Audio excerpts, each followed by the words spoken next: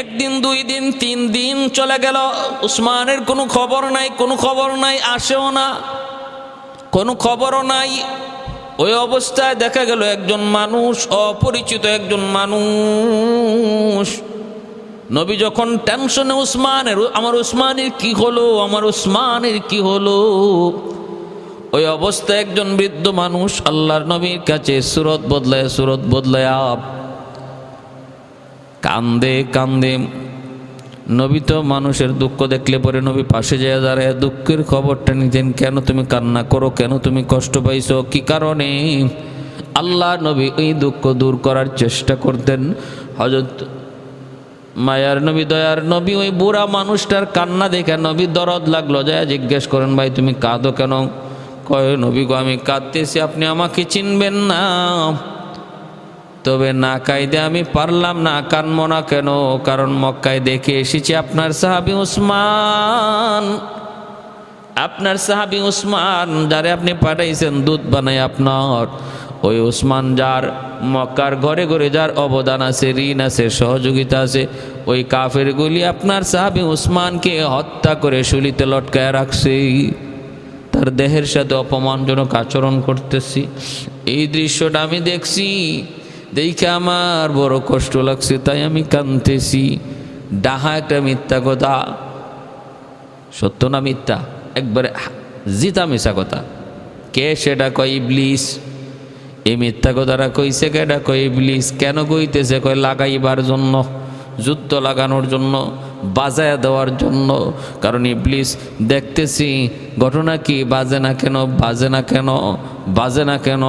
ইবলিস প্ররোচনা দিয়া, ওয়াসওয়াসা দিয়া প্রথমে 50 জন পাঠাইল বাজানোর জন্য, দেখে বাজে না, মুহাম্মদ এদেরকে আবার মুক্ত করে দিয়ে দিছে। আবার 50 জন আসছে, ওখানেও বন্দি করা অবস্থায় মুহাম্মদের কাছে আনার পর তিনি আবার আজাদ করে দেয়। শয়তান ইবলিস কয়, ঘটনা কি, ঘটনা কি? আমি তো লাগাইতে পারতেছি না, বাজাইতে পারতেছি না, কেমন করে বাজানো যায়? ইবলিস তখন মনে মনে চিন্তা করলো, ওসমান হত্যার খবর যদি আমি মুহাম্মদ এবং তার সঙ্গীদেরকে দেই, তাহলে আমার মন বলে ওরা এতে ক্ষিপ্ত হইয়া তখন যুদ্ধ করার জন্য মক্কায় ঢুকে যাবে, গন্ডগোল তখন বাজানো যাবে। এজন্যই মিথ্যা খবর নবীর কাছে রটাইয়া দিল ইবলিস। আল্লাহ নবী, রহমতের নবী, তিনি তো গায়েব জানেন না। মায়ার নবী, তিনি তো আর গায়েব জানেন না। দয়ার নবী, তিনি চিন্তায় পড়ে গেলেন, মাথায় হাত দিয়ে দিলেন। তিনি তো ভাবতেছেন ঘটনা এমনই হবে, নতবা ওসমান 3 দিন হয়ে যায়, আসে না কেন, আসে না কেন, আসে না কেন? হয় উসমানকে বন্দি করেছে, নয় আমার উসমানকে হত্যাই করেছে। যদি এই বুড়া মানুষের কথা সত্য হয়, হত্যাই করেছে। মায়ার নবী তখন সাহাবায়ে কেরামদেরকে বলেন, সাহাবীরা তাবু, উমরা করি না করি সেটা পরের কথা, আগে আমার উসমান হত্যার বিচার করতে হবে। আমার উসমানের বদলা না নিয়ে আমি নবী মদিনার দিকে কদম দিব না, কদম দেব না। কারা কারা আমার সাথে একমত, আমার হাতে হাত রেখে বায়াত গ্রহণ করো। আল্লাহ নবী বললেন, আমরা উমরা করি কি করব কি করব না সেটাও বড় কথা নয়, এখন বড় কথা হলো দুধ হত্যা করা আন্তর্জাতিক আইন অপরাধ। আমার উসমানের কি দোষ? আমি তো তারে দুধ বানায় পাঠাইছি। অপরাধ যদি থাকে আমার হবে, যদি আমার কিছু করতে পারে, কিন্তু আমার উসমানের কোনো দোষ নাই, কোনো অন্যায় নাই, কোনো অপরাধ নাই, কারণ সে দুধ। অতএব এই দুধ হত্যা আন্তর্জাতিক আইনেও দণ্ডনীয় অপরাধ। আসো, আমার উসমানের বিচার না নিয়া, উসমান হত্যার বদলা না নিয়া আমরা কেউ মদিনায় যাব না। যদি এই কথায় একমত হও, আমি নবীর হাতে হাত রেখে বায়াত গ্রহণ করো, শপথ গ্রহণ করো। সুবহানাল্লাহ। আল্লাহ নবী খালি নরম না জায়গা মতো গরম? ইসলাম নিজেকে জায়গা মতো নরম হতেও বলে, জায়গা মতো গরম হতেও বলে। মুহাম্মাদুর রাসূলুল্লাহ والذين معه أشداء على الكفار رحماء بينهم تراهم ركعا سجدا يبتغون فضلا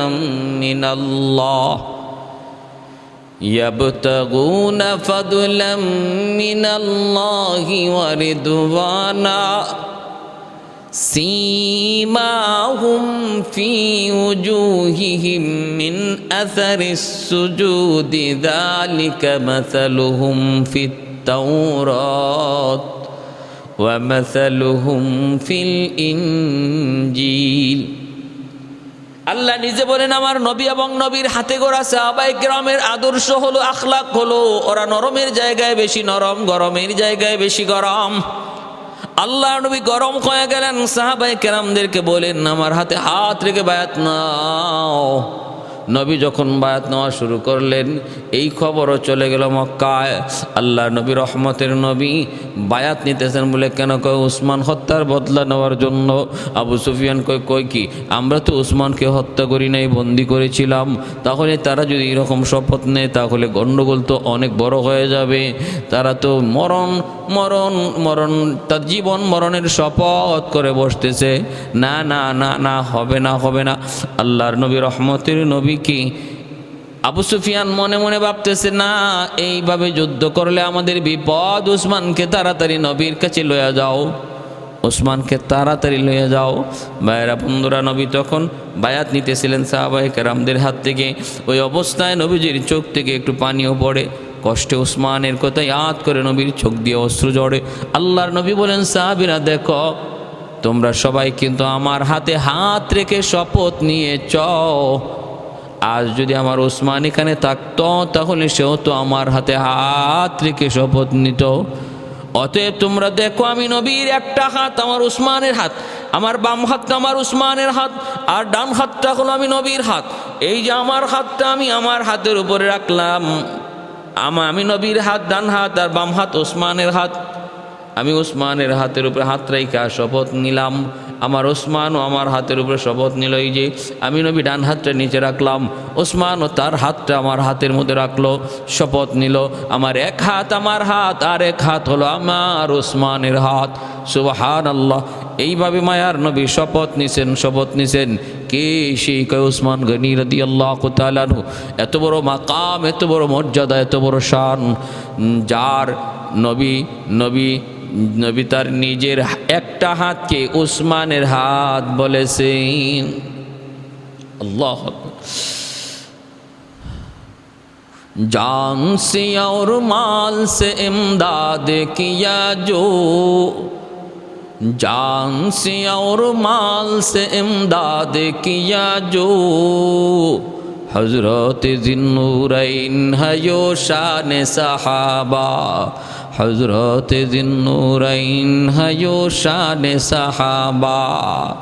ऐलान कर काबा में किया जिसने इबादत, फारूक लक़ब नाम उमर शान सहाबा, फारूक लक़ब नाम उमर शान सहाबा। मुआविया तेरा नाम से इस्लाम रहेगा, दुनिया की सियासत में तेरा नाम रहेगा, दुनिया की सियासत में तेरा नाम रहेगा। আল্লাহু আকবার। মুআজ্জাজ হাজিরিন, এবার আবু সুফিয়ান তাড়াতাড়ি করে হযরত ওসমান গনিকে মায়ার নবীর সামনে হাজির করল হুদাইবিয়ায়। হাজির করে বলতেছে, কে বলছে আমরা ওসমানকে হত্যা করছি, নেন আপনার ওসমানকে নিয়ে যান। আল্লাহ নবী অবাক হয়ে গেলেন।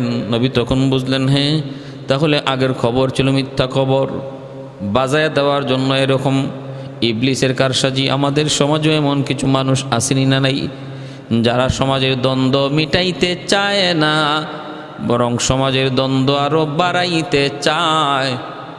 যারা ভেজাল মীমাংসা চায় না, মুখে কয় মীমাংসা কিন্তু ভিতরে চায় ভেজাল বাড়ুক। আমার নেতাগিরি চলবে, আমার বাহাদুরি চলবে, আমার আমার আমার মূল্য বাড়বে, আমার এও টানবে হেও টানবে। এই চিন্তা করে যেই মানুষগুলা সমাজের বেজাল কমাইতে চায় না, বরং বাড়ায়া রাখতে চায়, জীবিত রাখতে চায়, মনে রাখবাই এরা শয়তানের প্রতিনিধি, শয়তানের খলিফা। শয়তান তার দায়িত্বটা ওদের কাজে বুঝাইয়া দিছে। শয়তান তার নিজের দায়িত্বটাই ওদের কাঁধে বুঝাইয়া দিয়া শয়তান এখন অন্য কাজে মশগুল আছে, আর এই কাজটা ওদেরকেই বুঝাইয়া দিছে। আল্লাহ তুমি হেফাজত করো, আল্লাহ হেফাজত করো, সহি বুঝ দান করো, আমিন। ভাইয়ের আমার, আল্লাহ নবী হযরত ওসমান গনিকে পেয়ে গেছেন।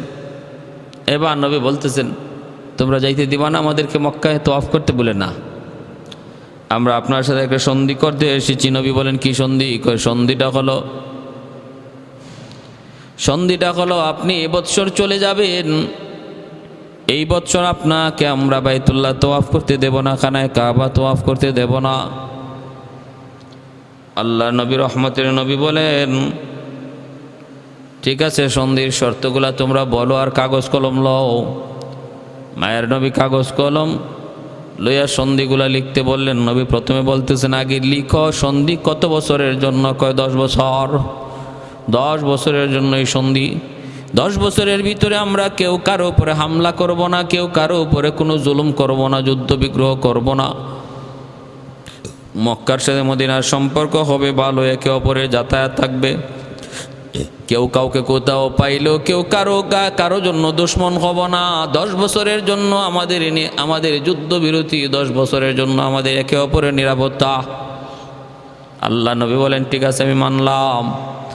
এরপরে শর্ত কি? কয় 1 নম্বর শর্ত হলো, এই বছর আপনাকে ফিরত যাইতে হবে মদিনায়। এই বছর মদিনায় ফিরত যাইতে হবে, আপনি তওয়াফ করতে পারবেন না। আগামী বছর আসবেন তওয়াফ করার জন্য, 3 দিনের বেশি থাকতে পারবেন না। বাকি কোনো অস্ত্র শস্ত্র কিছুই আনা যাবে না।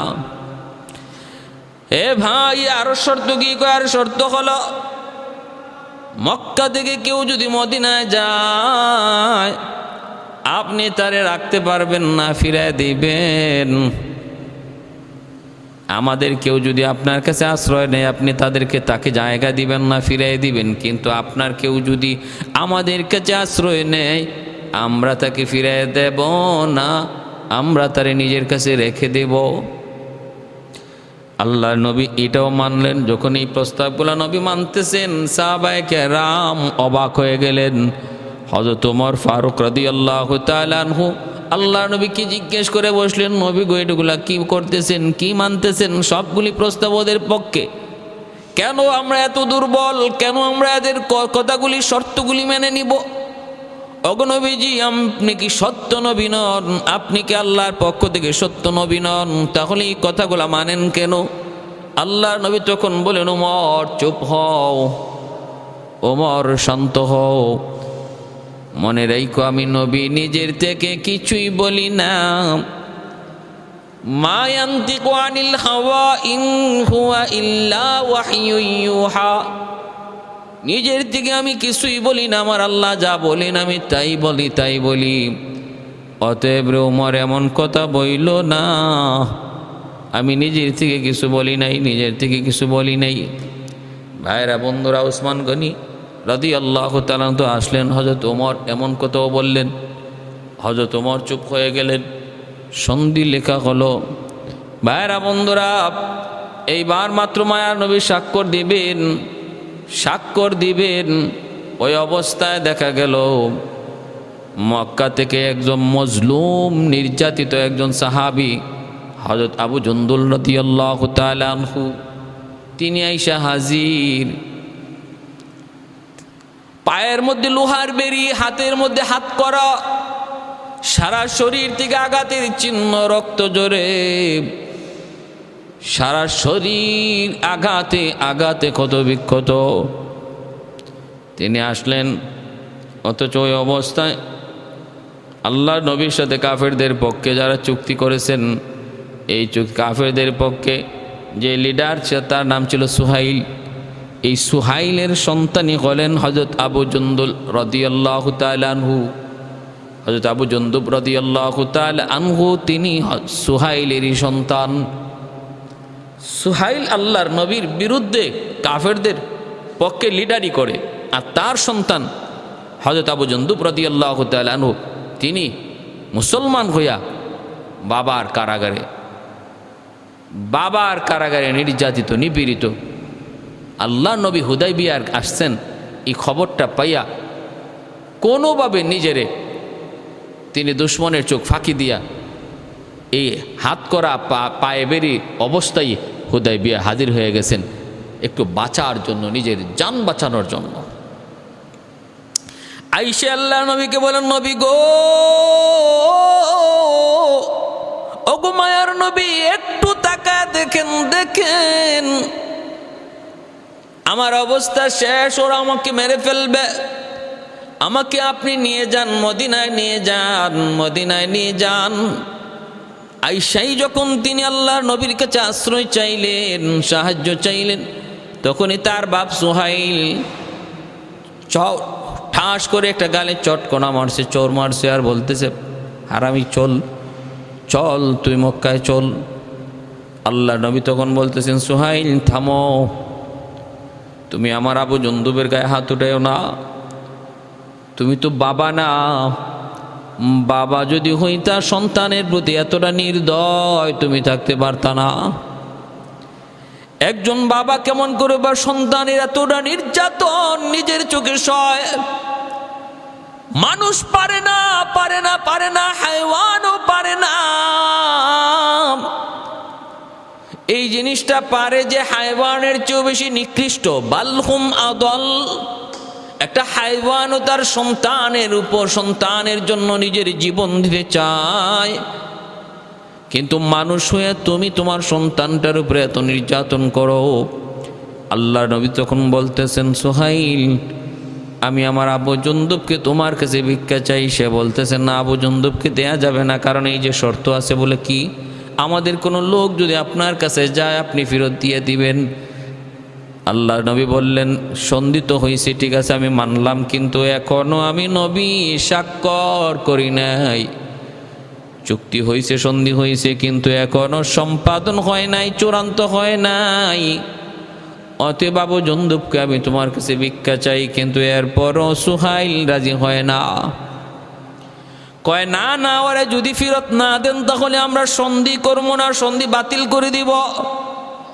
আল্লাহর নবী, রহমতের নবী, তিনি তখন সন্ধির স্বার্থে বলতেছেন, বাবা আবু জুনদুব, বাবা কষ্ট নিও না। দেখতেছি নবী সাহাবায়ে কেরামদের চোখ থেকে দর দর করে পানি পড়তেছে। হযরত আবু জুনদুব রাদিয়াল্লাহু তাআলা আনহু নির্যাতনের দৃশ্য দেখে কোনো সাহাবী এমন নাই যে চোখ থেকে পানি ঝরে না। হুদাইবিয়া কান্নার রুল পড়ে গেছে। হযরত ওমর ফারুক রাদিয়াল্লাহু তাআলা আনহু সহ সাহাবায়ে কেরাম শুধু নবীকে বলতেছেন, নবী গো, আবু জুনদুবকে আর ফেরত দিয়েন না। আল্লাহর নবীও বলতেছিলেন, দেও না, আমার জুনদুবরে দিয়ে দাও, আমি তোমার কাছে ভিক্ষা চাই, কিন্তু দেয় না কাফেররা। আল্লাহর নবীও চোখের পানি মুছতেছেন, আর নবী আবু জুনদুবের মাথায় হাত বুলে বলতেছেন, বাবা পারলাম না। ওই হায়নাগুলি ওরা মানুষ না, এরা হায়নার চেয়ে আরো খারাপ। যাও, তুমি যাও। কি আমি নবী বললাম, অল্প দিনের ভিতরে আল্লাহর পক্ষ থেকে তোমার জন্য সাহায্য আসবে, আমি তোমার জন্য আল্লাহর কাছে দোয়া করব, হাত উঠে দোয়া করব, তুমি যাও, তুমি যাও। এই বইলা মায়ার নবী সান্ত্বনা দিয়ে পাঠিয়ে দিলেন, সান্ত্বনা দিয়ে নবী পাঠিয়ে দিলেন। ভাইরা বন্ধুরা, আবু জুনদুব যান, দুশ্মনরা তার রশি ধরে টানে, হাতের বেরি লাগায় টানে, কাঁটাদার বৃক্ষ দিয়ে মাথায় চাবুক মারে। নবী দেখতেছেন, সাহাবীরা দেখতেছে, দর দর করে সবার চোখ দিয়ে পানি পড়তেছে। কেউ কান্না করে করে দাঁড়ানো থেকে বসে গেছেন, কিচ্ছু করতে পারতেছেন না। ক্ষমতা ছিল করার, ক্ষমতা ছিল আবু জুনদুবকে নিয়ে আসার, কিন্তু আমার নবী অনুমতি দেন না, শুধু সন্ধির স্বার্থে। এই সন্ধিটা ইতিহাসে ঐতিহাসিক হুদায়বিয়ার সন্ধি। আর উসমান খত্তার বদলা নেওয়ার জন্য যে বায়াত নিয়েছিলেন সেই বায়াতের নাম ঐতিহাসিকভাবে বায়াতের রিদওয়ান। হুদায়বিয়ার সন্ধি ভাইয়ের আমার, এ হুদায়বিয়ার সন্ধি সম্পাদন হয়ে গেল। সম্পাদন হওয়ার পর আল্লাহর নবী তরফ থেকে লেখা হইতেছে মুহাম্মাদুর রাসূলুল্লাহর পক্ষ থেকে কাফেরদের, মক্কার কাফেরদের কাছে সন্ধি চুক্তি। তখনই সোহাইল সহ লিডাররা কয়, চিঠির মধ্যে যদি মুহাম্মদের সাথে রাসূলুল্লাহ শব্দ লাগানো হয়, যুক্ত করা হয়, তাহলে এই সন্ধি করে আর কি লাভ? সন্ধি তো করছি মাঝখানে সমঝোতার জন্য। আমরা যদি মুহাম্মাদুর রাসূলুল্লাহই স্বীকার করে নিলাম, মুহাম্মদ তিনি আল্লাহর রসুল, তাহলে আর সন্ধি লাগবে কেন? অতএব যদি সন্ধি হয়, দুপক্ষের সমঝোতার জন্য যদি একটা চুক্তি হয়ে থাকে, এই চুক্তিনামার মধ্যে মুহাম্মদ শব্দ থাকবে, রাসূলুল্লাহ শব্দ থাকবে না, কারণ আমরা যেহেতু এটা মানি না। নাউযুবিল্লাহি মিন যালিক। আল্লাহর নবী রহমতের নবী বলেন, আলী রাসূলুল্লাহ শব্দটা কেটে দাও। আল্লাহ নবী যখন বলছেন আলী তুমি রাসূলুল্লাহ শব্দটা কেটে দাও, আলী রাদিয়াল্লাহু তাআলা আনহু তখন চিৎকার দিয়া বলেন, নবী গো, আমি আলীর জীবন যাবে, আমি আলীর জীবন যাবে। একবার না 10 বার জীবিত হব, আবার শহীদ হব, জীবিত হব, আবার মরব, তবু আমি আমার যেই হাতে মুহাম্মাদুর রাসূলুল্লাহ লিখেছি, আমি আলী কখনো রাসূলুল্লাহ শব্দ কাটতে পারবো না গো নবী, মাপ চাই, মাপ চাই। আমি আলীর পক্ষে সম্ভব নয়, সম্ভব নয়। আল্লাহর নবী রহমতের নবী বলেন, আলী কাটো। আলী বলে, অসম্ভব নবী গো, আমি পারবো না, বেয়াদবি মাফ করেন। আপনার সব আদেশ আমি মানতে পারি, সব মানবো, কিন্তু আমি এটা পারবো না। এটা লিখতে গেলে আমার জান বের হয়ে যাবে, এটা কাটতে গেলে আমার জান বের হয়ে যাবে। আল্লাহর নবী রহমতের নবী তখনও সন্ধির স্বার্থে নিজে কাগজ কলম নিলেন, নিয়ে তিনি নিজের নামের পরে অংশ রাসূলুল্লাহ শব্দ কাইটে মুহাম্মদ ইবনে আবদুল্লাহ নবী লিখে দিলেন। ভাইরা বন্ধুরা, নিজের হাতে নবী জায়গাটা কেটে দিলেন। সাহাবায়ে কেরাম প্রত্যেকের গুসায় আর কষ্টে যেন তাদের ঠোঁট কাঁপতেছে, চোখ লাল হয়ে গেছে। হযরত ওমর বারবার কিরিমিরি খাইতেছেন। হযরত ওমর ফারুক রাদিয়াল্লাহু তাআলা আনহু বলেন, আমি ওমরের জীবনের ঈমান চলে যাওয়ার খতরা ছিল হুদায়বিয়ার সন্ধি। হযরত ওমর বলেন, আমার জীবনের ভয়াবহ একটা টাইম, অত্যন্ত খতরনাক একটা সময়, ঈমান চলে যাওয়ার একটা সম্ভাবনা ছিল, আশঙ্কা জন্ম নিছিল আমার হুদায়বিয়ার মাঠে, হুদায়বিয়ার প্রান্তরে। আল্লাহ আমাকে কুদরতি হাতে হেফাজত করছে, আমি বুঝি নাই। আমি এতটা এতটা এতটা এতটা পেরেশান হয়ে গেছিলাম। আল্লাহ যে বলছেন, ওগো নবী, সন্ধি সেটা আপনার এবং আপনার উম্মত এবং আপনার সাহাবীদের জন্য আমি আল্লাহ এটাকে সুস্পষ্ট বিজয় হিসাবে ঘোষণা দিলাম। ইন্না ফাতাহনা লাকা ফাতহাম মুবিনা, সুস্পষ্ট বিজয়। আল্লাহ বলেছেন সুস্পষ্ট বিজয়, কিন্তু আমি উমর তো বুঝি না এটা কেমনে বিজয়। সবগুলি শর্ত ওদের পক্ষে। এমনকি আবু জুন্দুব আসলো চোখের সামনে, বাজ পাখি যেভাবে একটা মুরগির বাচ্চারে ছো মেরে নিয়ে যায়, টেনে ছিঁড়ে তারে খেয়ে ফেলে, আমাদের চোখের সামনে আবু জুন্দুবকে ওরা ওইভাবে নিয়ে যাচ্ছে। আবু জুন্দুব কলিজা ফাটা চিৎকার দিয়া কান্না করে আর বলতেছে, নবী গো, আমাকে আপনি ওদের হাতে দিয়েন না। যদি আপনি ওদের হাতে আমাকে দেন, আর আমাকে জিন্দা পাবেন না, ওরা আমাকে হত্যা করে ফেলবে। ওগো নবী, আমার বাবা এটা বাবা নয়, আমার বাপ উনি বাপ নয়, ইনি হিংস্র, অত্যধিক হিংস্র।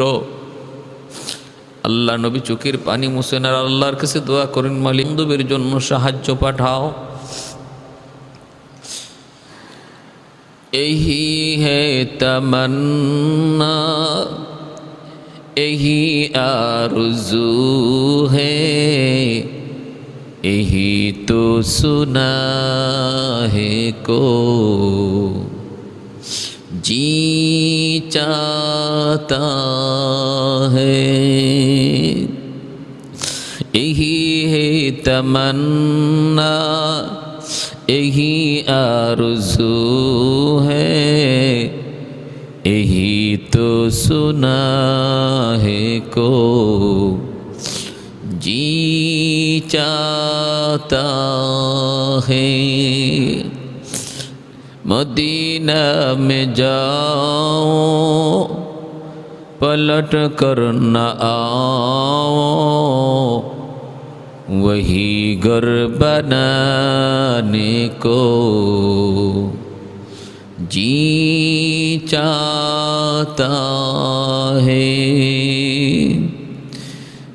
सलातो सलामी रसूले मुआज़्ज़म, सलामुन अलैका या नबीयुल मुकर्रम। सलातो सलामी रसूले मुआज़्ज़म, सलामुन अलैका या नबीयुल मुकर्रम। यही है तमन्ना यही आरज़ू है, यही तो सुना है को जी चाहता है। भाइরা আমার,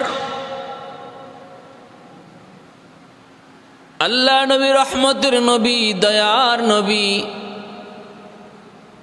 সন্ধি সম্পন্ন হওয়ার পর মায়ার নবী সাহাবায়ে কেরামদেরকে নিয়ে ফিরত চলে আসতেছেন। আল্লাহ নবী বলতেছেন সাহাবীরা মাথা মুন্ডায় ফেলো, কিন্তু কোনো সাহাবী মাথা মুন্ডাইতে পারেন না, তাদের কোরবানির জন্তু জবাই করেন না। কি অবস্থা হয়েছিল সাহাবায়ে কেরামের ভিতরে, কি কষ্ট, তারা এই সন্ধিটা মেনে নিতে পারতেছিলেন না। মায়ার নবী যেই নবীর কথা তারা আদেশ করতে দেরি, নবীর কথা মানতে দেরি হয় না।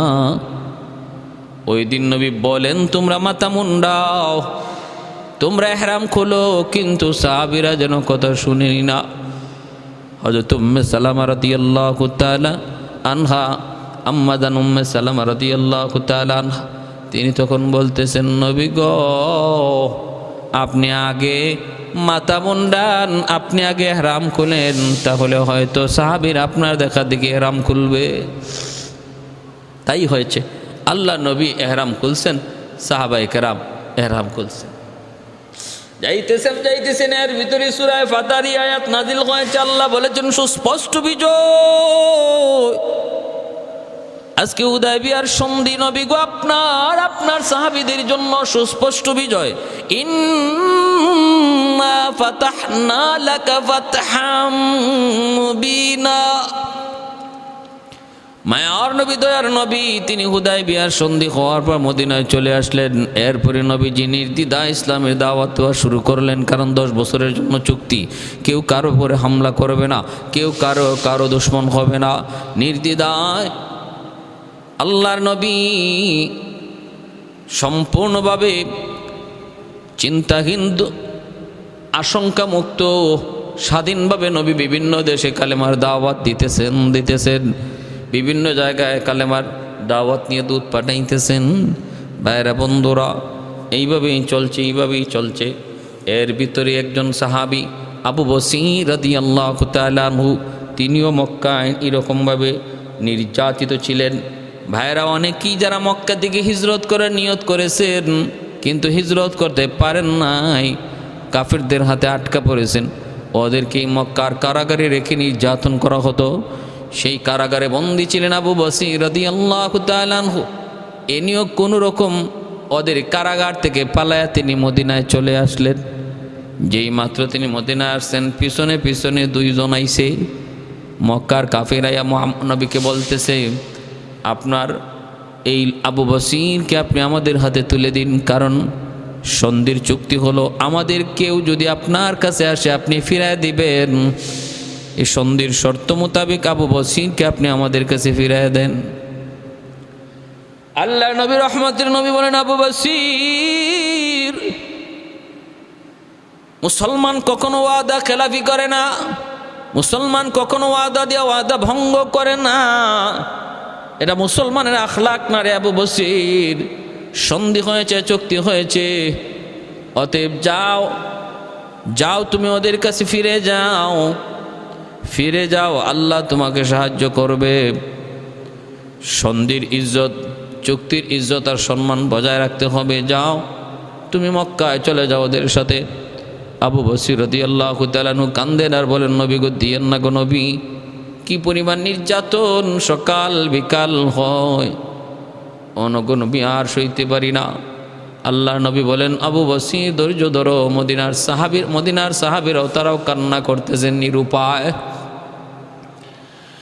আল্লাহ নবী আবু বসিরকে দিয়ে দিলেন এই দুইজনের সাথে। আবু বসির রাদিয়াল্লাহু তাআলা আনহু এই দুইজনের সাথে মক্কায় ফিরত চলে আসতেছেন। রাস্তায় তিনি দুজনের সাথে বন্ধুত্ব স্থাপন করে নিলেন। দুজনের সাথে গল্প করে করে, কথা করে করে আপন হয়ে গেলেন। একজনরে বলতেছেন, মিয়া তোমার তলোয়ারটা তো অনেক সুন্দর। হ্যাঁ বলতেছে, শুধু সুন্দর না, ধারও সুন্দর। আমার তলোয়ারের ধারটাও সেরকম, আর সুন্দর হবে না কেন? কোত্থেকে বানাইছি, কোত্থেকে লইছি জানো নি? তিনিও তারে আস্তে আস্তে পাম দেন, বাতাস দেন। কারণ যেই ফুটবল বাতাস দিলে পরে বাতাস নেয়, এই ফুটবল খেলতে মজা। আর যেই বল বাতাস দিলে বাতাস নেয় না, এই বলে কেউ লাথিও দেয় না। যদি আপনি কাউরে নিয়ে খেলতে চান তাহলে আগে তারে বাতাস দিবেন, পাম দিবেন, পাম। ওই পাম দিলে যদি পাম লয় তাহলে বুঝবেন খেলতে মজা, তারে নিয়ে খেলা যাবে, ঠিক না? আমাদের সমাজেও দেখবেন কিছু মানুষ আছে, নির্বাচনের আগে আপনারা এসে পাম দিবে, খালি পাম বলবে, ভাই যেদিকে যাই এদিকে শুধু খালি তোমার নাম, তোমার নাম। এবছর তো তুমি মেম্বারি দাঁড়াইলেই পাস। যে আওয়াজ মানুষের মুখে, এটা হইল তারে গর্তে, তারে কবরে নেওয়ার চিন্তা। তারে নিয়ে খেলতে চায় যারা, তার ক্ষতি করতে চায়, যে সে এইরকমভাবে তারে পাম দিয়া কোনো রকম দাঁড় করাইয়া সব কিছু শেষ করায়, নিঃস্ব করায়। অতএব যে মানুষটাই আপনারে পাম দিবে, বাতাস দিবে, আপনি তার ব্যাপারে সতর্ক থাকবেন, মনে রাখবেন সেই আপনাকে নিয়ে খেলবে। ভাইয়েরা বন্ধুরা, জন্য সাহাবীও মনে মনে ভাবতেছে, তোর সাথে যদি আমার একটু কৌশল করতে হয়, আগে তোরে বাতাস দেওয়া লাগবে, পাম দেওয়া লাগবে। কয় সুন্দর, বড় সুন্দর তলোয়ারটা, বড় সুন্দর, একটু দেখবানি, দেখতে দিবানি। কয় নেও নেও নেও, ধারটা কেমন একটু দেখতে চাই, দেখতে দিবানি। এই বইলা হযরত আবু বসর রাদিয়াল্লাহু তাআলা আনহু তলোয়ারটা হাতে নিলেন। নিয়ে আর দেরি নাই, সাথে সাথে তার গর্দানের মধ্যে তলোয়ার বসাই দিলেন। তার তলোয়ার দিয়ে তার গর্দানে তলোয়ার বসাই দিলেন। দ্বিখণ্ডিত হয়ে গেছে, একদম গর্দান দ্বিখণ্ডিত। পাশে যে আরেকজন ছিল, হে ভয় মক্কার দিকে দৌড় না দিয়া মদিনার দিকে দৌড় শুরু করছে, আল্লাহ নবীর দিকে। আবু বসর রাদিয়াল্লাহু তাআলা তিনিও তার পিছনে পিছনে তার দৌড়ে দৌড়ে নবীর কাছে আসলেন। এই লোকটা কয়, মুহাম্মদ আপনার আবু বসির হাত থেকে আমারে বাঁচান, বাঁচান। নবী দেখেন আবু বসিরের হাতে তলোয়ার। কিসে? হযরত আবু বসির রাদিয়াল্লাহু তাআলা আনহু বলেন, নবী গো, একটারে খতম করে ফেলছি, আর একটা আপনার কাছে আইছে, এরও দিয়া দেন, এরও সাইজ করে দিয়া দিই। আল্লাহ নবী বলতেছেন, আবু বসির তুমি এটা কি কও, এটা কি করলা তুমি? আবু বসির বলেন, ইয়া রাসূলুল্লাহ, আপনি আপনার দায়িত্ব আদায় করেছেন গো নবী, আপনি ওদের হাতে আমারে সমঝাইয়া দিয়ে দিয়েছেন। বাকি এরা আমাকে নিতে পারে নাই, এটা এদের কমতি, এদের ত্রুটি, আপনার তো কোনো দোষ নাই, আপনি তো দিয়েই দিয়েছেন, আপনার দায়িত্ব তো শেষ। বাকি ওরা নিতে পারলো না কেন, এটা ওদের দোষ, ওদের ত্রুটি। অতএব এরও আমার হাতে দিয়া দেন। আল্লাহ নবী বলেন, রাখো, ভেজাল বাড়ায়ও না, থামো। মাত্র খালি শুরু হয়েছে সন্ধির সুফল, মাত্র শুরু হয়েছে। বিভিন্ন দেশে ইসলামের দাওয়াত চলছে, বিভিন্ন মানুষের কাছে ইসলামের দাওয়াত চলছে। মক্কায় ব্যবসা বাণিজ্যের জন্য মুসলমান ঢুকছে। সাধারণ মানুষের সাথে ইসলাম নিয়ে কথাবার্তা চলছে। সাধারণ মানুষ মুসলমানের আখলাক আদর্শ দেখতেছে, মিলমিশ একসাথে ব্যবসা বাণিজ্য করার, মুসলমানের আখলাক আদর্শ তাদেরকে দেখানোর মাত্র সুযোগ তৈরি হয়েছে। তুমি এই সুযোগটা এখনই নষ্ট করো না আবু বসির। তোমার কাছে আমি নবীর অনুরোধ, তুমি চলে যাও। আবু বসির রাদিয়াল্লাহু তাআলা আনহু তিনি চলে যাইতে চাইলেন, কিন্তু আল্লাহর নবী যখনই বললেন তুমি যাও, আবু বসির চিন্তায় পড়ে গেলেন, এখন যদি আমি আবার যাই তাহলে আমাকে নিশ্চিত হত্যা করা হবে। তিনি সাথে সাথে এখান থেকে চলে গেলেন। চলে ওই যে লোহিত সাগরের পারে একটা জায়গার মধ্যে যেয়ে তিনি আশ্রয় নিলেন। ওই জায়গায় তিনি থাকলেন, আর এখান থেকে তিনি সরলেন না। সাগরের পারে একটা জায়গা, সেই জায়গাটাই তিনি বাছাই করে নিলেন। ভাইয়েরা আমার, কিছুদিন পরেই দেখা গেল মক্কায় যারা নির্যাতিত সাহাবী, এরাও খবর পেয়ে গেলেন যে সাগর পারে আবু বসির আশ্রয় নিয়েছে। এরাও সবাই আবু বসিরের কাছে এসে আশ্রয় নিতে লাগলো। না মক্কায় না মদিনায় গেলে আল্লাহ নবী আবার ফেরত পাঠিয়ে দেন সন্ধির কারণে, আর মক্কায়ও নির্যাতন সহ্য করতে হয়। এজন্য একটা মাঝখানে জায়গা, সাগর পার, লোহিত সাগরের পারে একটা বিশাল কাফেলা তাদের তৈরি হয়ে গেল। আর এখানে থাকবেন তো ভালো কথা, খাইবেন কি? ওই মক্কার কাফেলা যারা সিরিয়া থেকে ব্যবসা বাণিজ্য করার জন্য আসতো, ওই ওদের কাছ থেকে ওরা মাল সম্পদ তারা কিছু লুটপাট করে রাখতেন, যে আমাদের খাওন দিয়া যাও, আমরা মক্কায়ও না মদিনায়ও না, চলবো কেমন, খাইবো কেমনে, ওই কাফেলাকে লুণ্ঠন করতেন। এখন মক্কার মানুষ পড়ছে আরেক বিপদে। ঘটনা কি? হাই রে, এদের কারণে তো আমাদের ব্যবসা বাণিজ্য নিরাপদে ব্যবসা করা যায় না, মাল ওরা লুণ্ঠন করে নিয়ে যায়, ডাকাতি করে নিয়ে যায়। আল্লাহর নবীর কাছে তাড়াতাড়ি করে মক্কার কাফের আবু সুফিয়ান আসলো, আয়েশা বলল আপনার আবু বসির সহ যারা এখানে আশ্রয় নিয়েছে দ্রুত করে আপনি তাদেরকে এখান থেকে আনেন, আপনি মদিনায় লইয়া আসেন, দরকার নাই এরা এখানে থাকলে আমাদের আরও ঝামেলা, আমাদের ব্যবসার কাম বিনাশ। নবী তখন এই সাগর পারের এই সাহাবী যারা আশ্রয় নিয়েছিলেন, যেখানে আবু বসির ছিলেন, যেখানে আবু জুন্দুব ছিলেন, আরও সাহাবাই কেরাম ছিলেন, সবাইকে আল্লাহ নবী মদিনায় নিয়ে আসলেন। আমার ভাইয়েরা বন্ধুরা, কিন্তু এরপরে দেখা গেল সন্ধির মেয়াদ 10 বছর পুরা হতে পারে নাই, মাত্র 2 বছরের মাথায় মক্কার কাফেররা সন্ধি লঙ্ঘন করেছে। আর আল্লাহ নবী তারা সন্ধি ভঙ্গ করার পর মায়ার নবী মক্কা বিজয়ের প্রস্তুতি নিলেন। আল্লাহ আমাদের সবাইকে আল্লাহর নবীর এই হিকমত এবং আল্লাহর নবী সাহাবায়ে কেরাম সহ ইসলামের জন্য যে নিবেদিত প্রাণ ছিলেন, আল্লাহর নবীর হুকুমের সামনে তারা যে এইভাবে মাথা নত ছিল, তারা যা জীবন যাবে তবু ইসলামের মান ক্ষুণ্ণ করা যাবে না, যে আদর্শ নিয়ে সাহাবায়ে কেরাম তারা জীবন কাটাইছেন, ওইভাবে আমাদেরকে আল্লাহ পাক আমাদের জীবন কাটাইবার তৌফিক আল্লাহ আমাদের দান করুন। ওয়া আখির দাওয়ানা আনিল হামদুলিল্লাহি রাব্বিল আলামিন।